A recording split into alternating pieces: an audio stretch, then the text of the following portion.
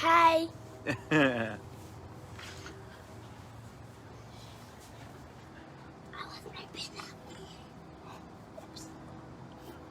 Good morning, friends.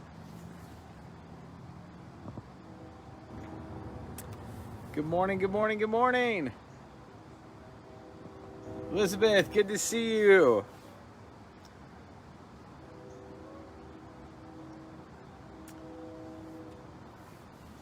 Titus is up and active this morning. He already pounded his breakfast.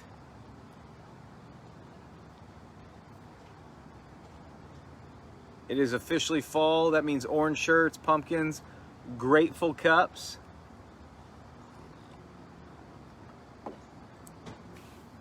Man, it's so good to see each of you this morning. So good to have an opportunity to be together, even from a distance, to know that our hearts are united. It's always like watching all of you guys make your comments. Hello, church. Good morning, family.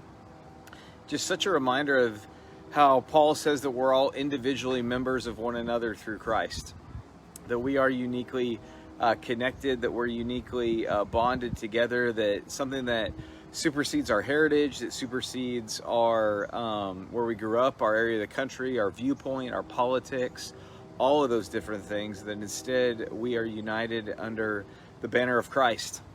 And because of that, we're able to see past our differences, past our things that would seek to separate us. Instead, we're able to celebrate what Christ has done in uniting us. And as we're reading and thinking about just what does that look like to live this Christian life, what we're talking about on Sunday is about becoming us, about thinking about what does that mean that we're in this process of becoming and becoming something. What is this us? I think part of that is just this realization of how God, if he is sovereign over all, if we claim him as our king, that means that he supersedes our allegiance to any sports team or any philosophy or ideology or political system or party or all those different things, that he so invades our real practical life that it alters the life around us. And that's what I think is amazing is Paul, as he enters into Ephesus, and he doesn't just go to church and begin preaching sermons and people begin volunteering together and breaking bread, but they're so radically altered that in this city of Ephesus, a city devoted to worshiping at the temple of a Greek god that's dedicated towards sex and towards idolatry, and it so affects everything that you never see Paul say, don't go have premarital sex. You never see Paul say, don't go buy these idols anymore. He never gives this behavioral modification. They're just so overwhelmed by the gospel, by their union with Christ, by their worship to the one true God, that it begins to affect everything else, that those who don't know Christ incite a riot, and that confusion erupts because it's so discombobulating to the powers that be. And I think about that, about what if the way that we conducted Christianity, the way that I followed Jesus, just in my love and admiration for Christ, my response to the gospel that led me to love others, what if that so impacted the way that I spent my money, the organizations that I engaged with, the way that I volunteered at school, the way that I loved on and served my neighbors, that it caused a noticeable change?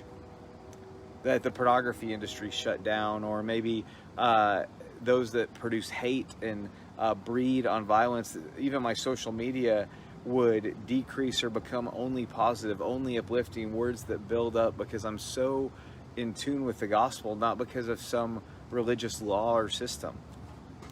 And so being able to see the world differently, that everything that I do, every act, as Paul says in Colossians 3:23, that everything I do is unto the glory of God, that I serve him wholeheartedly in the way that I engage at work, the way that I walk through the grocery store, that joy oozes from my bones, not because it's circumstantial, but because of my connection with Christ. And so I just want to be abundantly aware of him in all of my circumstances, to see him in others' faces, to see him in the way that I hear a kid laugh, or the way that I see the wisdom wrinkles on an older generation, or the way that just even I see animals and birds and trees grow and change, and that God is all around us. And so how are we responding to that? Are we bogged down by the here and now and so focused on ourselves, or are we able to see a bigger picture. C.S. Lewis says this: it's difficult to worship that which is above you when you're always looking down on those around you. God, I pray, open the eyes of my heart to see you beyond Sunday mornings, to see you beyond just a private relationship, beyond private prayer, beyond the intimacy that we share, but to see that influence the way that I love my kids and my family today, the conversations I have, the things that I decide to engage in and not engage in. God, help me to be at peace at just simply listening to others in the midst of their problems, or their frustration, or their anger, to not seek to fix them, but just to seek to be with them, God. And so, Father, I pray that our church would be so in love with you that it affects us to the point that we affect others, to where there's genuine, lasting heart change, not just policy change. God, help us to trust you in the midst of fear today.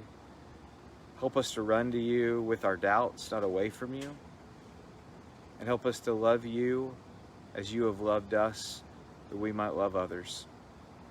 Thank you so much for who you are, for all you say and all you do. It's in your Son's name I pray. Amen. Well, pray for you guys. Pray for me. Love you guys so much.